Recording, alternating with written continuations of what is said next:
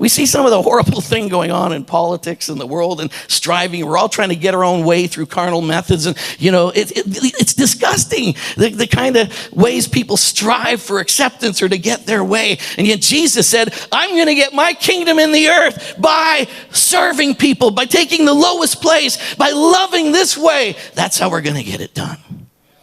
That's the first lesson. If you want full-blown revival and a Holy Ghost breakout, is every other person you should esteem more significant than you. When you walk in the room, it's not, hey, aren't you glad I'm here? Did you save me a front row seat?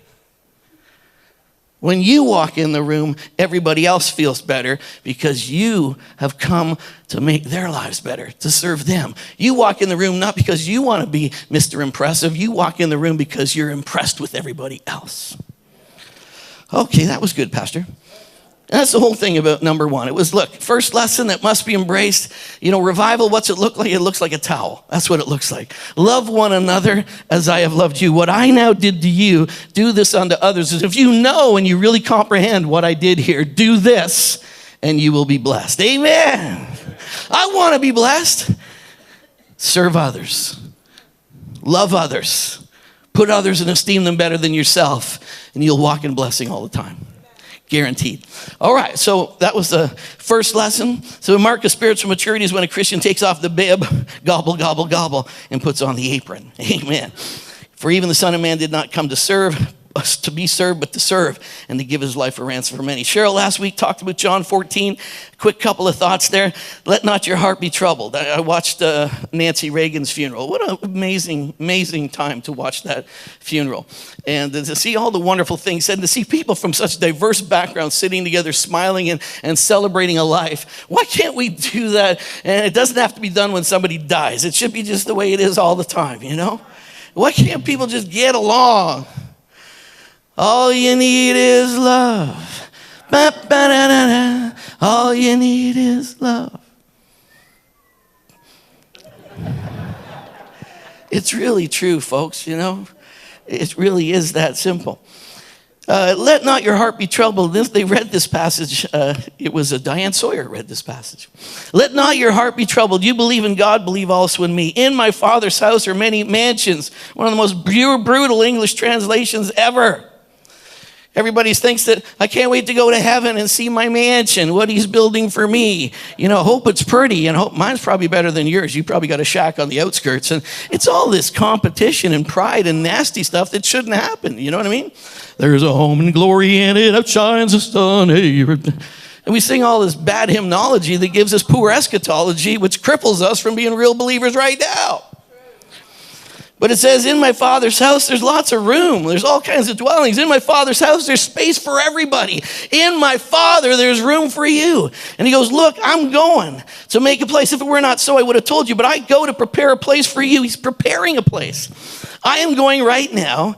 What's going to happen in the next few days, because I'm going to come back again after I rise from the dead. This isn't, eschatology when he returns at the end of time. This is when he returns from being raised from the dead is what he's talking about. And he says, in this few days, I am going to go prepare a way for you. In this next few days, what's going to happen? It's going to look messy from your perspective, but here's what's really going on. I am going to pour out the blood of God. All of sin is going to be put on my body. So everything that hinders you from having a dwelling in God, I am going to take it in myself, and my pure, spotless blood is going to flow over all of that sin, and I will have the right to pick up my body again, and I will be resurrected, and I will empty paradise, and I will rush towards the throne of God. I will pour my blood on the mercy seat, and you will be qualified to be in the presence of God. And I will come back and I will send my spirit to be with you. But you will now have a place in me that is assured and secured by me, not by your effort, but I will find a place in God for you. I will prepare the way and the room, because I am the way, the truth, and the life. Man. There's room in my Father for you, and I'm going to prepare the way so that you can have a new and living way to have absolute access to his presence all the time. Not by how hard you worship or how hard you pray, but because of the finished work of the cross. Then you get that, you'll worship and you'll pray. There's a dwelling in him. There is. He said, I'm going to go prepare a place, and if I do, I'll come back to you to receive you to myself. Listen to this, that where I am, you may be also. I love that. I'm going to do that so that where I am, you may be also. Where is he? He's seated at the throne. He's seated at the right hand of the Father. Where are you? Paul had the revelation. We are seated with him in heavenly places. Oh, no, I'm not. I'm here at Impact Church sitting on a purple chair. You may be here, but you have bilateral experience right now. You are having a two-level experience. You are in him, and he is in you. You are in the heavenly realms, and you are here. You are having both of those experiences right now because Jesus said, I'm doing this that where I am, you may be also. Oh, that sounds crazy. It's the absolute truth. Can I get some water there? Thank you, honey. I better go fast. Really, really good. Important stuff that we realize that. He says, I'm going to find the dwelling in you. Those two words, mone, found twice only in this passage. There's a mone in him.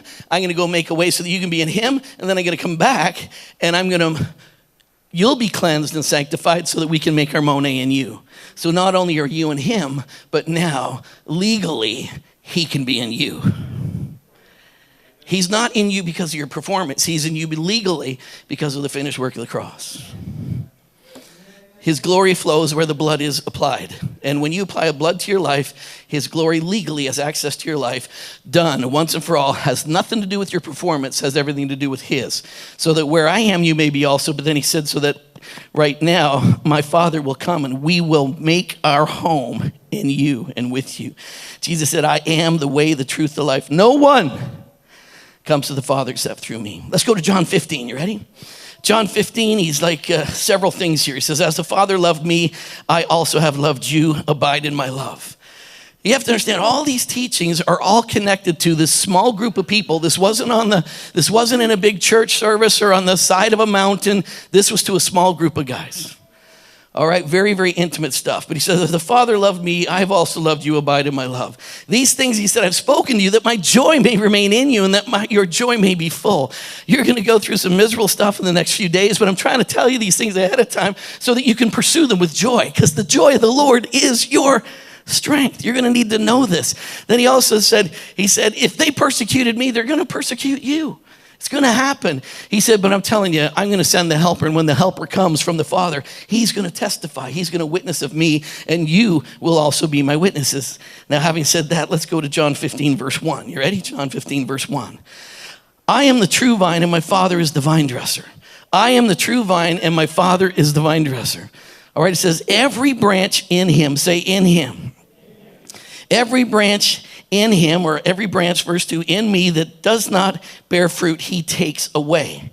Now, some of you may have a little letter there. Like I left the letter. I didn't leave the letter there. It's in mine. It's a letter A in the New King James Bible. And when you see the little letter there, that means there's a note.